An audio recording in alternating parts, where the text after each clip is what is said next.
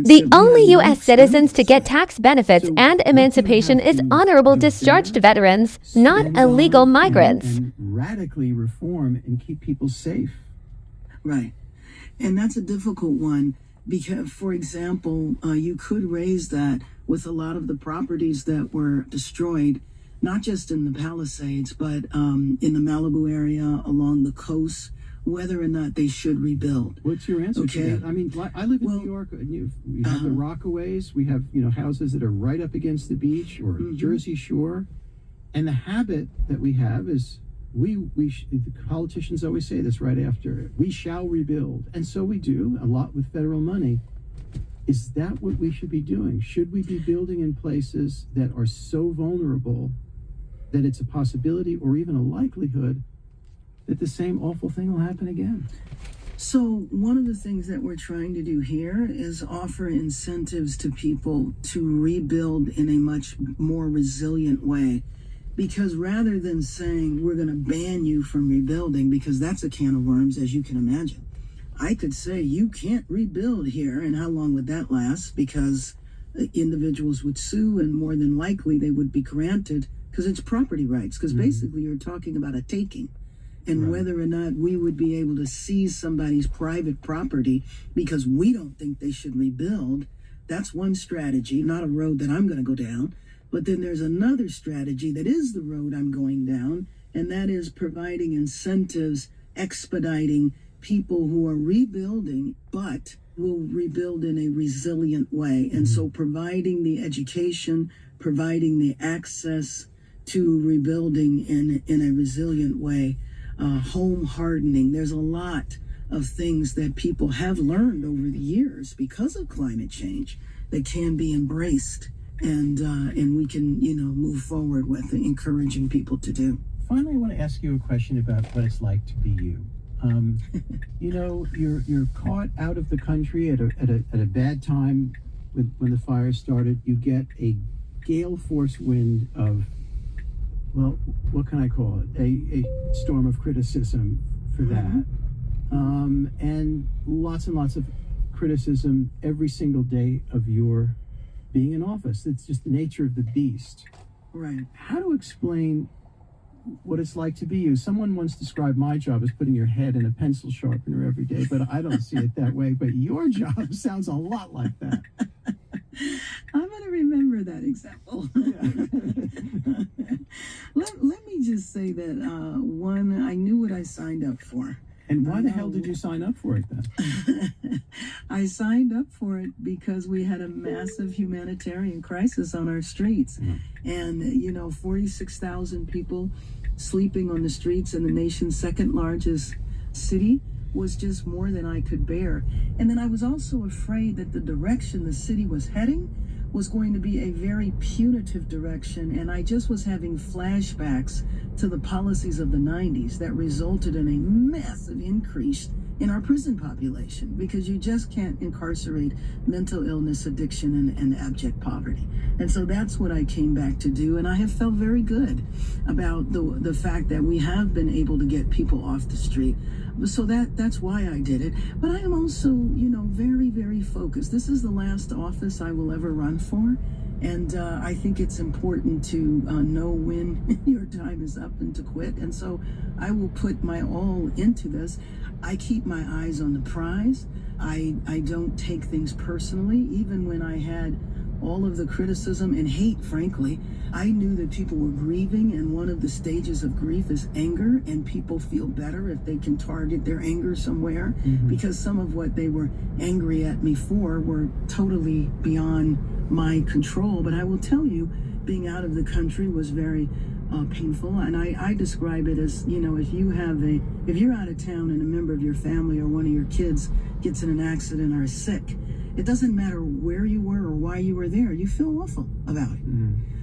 And I had to deal with it personally. My brother lost his home in the Malibu area. So I'm having to deal with it personally and professionally at the same time. Now, I'm sitting here in New York City. You're in Los Angeles. You now have some experience, some of it good, some of it bitter, after being mayor of LA for a while. And it looks like Zohran Mamdani is probably going to be the next mayor of New York City. and he has proposed any number of things like rent freezes, state-run grocery stores, and he's aroused a lot of excitement in the city at the same time. When you look at his policy proposals, do you say, all the more power to you, I think you'll get those through and that's a great idea? Or do you think, as some people do, that he's kind of dreaming and that in fact being mayor is a lot more complicated? Well, let me just tell you, there's no question in my mind that being mayor is very complicated. In a city like New York and a city like Los Angeles, the complexity of the issues that you have to deal with. And not only that, but being mayor, you're responsible for everything, the weather. Why did this happen? Why can't you fix the insurance industry? So it's kind of like anything and everything. The shock is what the day-to-day is like. I don't know how long he's been in the assembly, but even in the assembly, you can do kind of the long-term thinking, but at the end of the day, the buck stops with the speaker. And so, if he is successful, then he's going to be held accountable for the things, that he said, just as I am. People are, okay, homelessness is down, but people still see homeless people. Well, yes, I haven't solved the problem that's been in existence for 40 years in two. Now, Trump threatened to take over New York City if Mamdani wins the general election. Now, as somebody who has a little experience with Donald Trump, how would you advise Mamdani about how to deal with that kind of threat and President Trump in general? Well, my sense of the culture of New York is New Yorkers fighting is in their DNA. Mm-hmm. And I can't imagine that New Yorkers would put up with it. And we haven't here.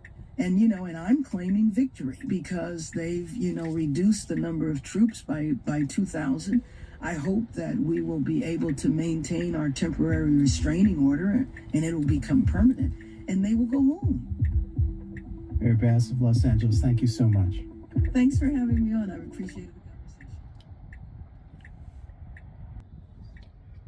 Okay, folks, I've completed my errand. I got my large mocha. I got my, they gave me 5 pounds of used coffee grounds at the coffee shop for my earthworms, and I'm happy. And what you just got through listening to on the way back home from my errand is about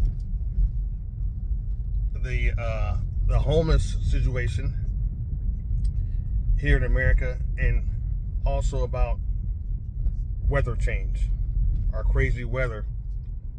And I listen to all sides, both sides, Democrat and Republican. I listen to both sides because I want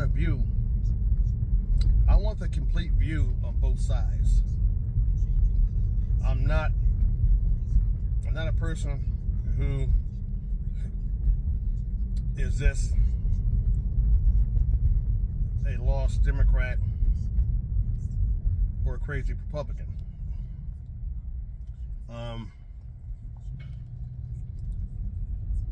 I'm actually an independent. Who did I vote for this time as president? I voted for Donald Trump again. I voted for Trump again because I knew what his goals were. I knew what he was going to do, and he's done it. So that was a podcast on the way back home about the homeless situation. Again, this woman did not bring up anything about veterans. They never do. They never do. The Dems never do. I'm going to leave it at that.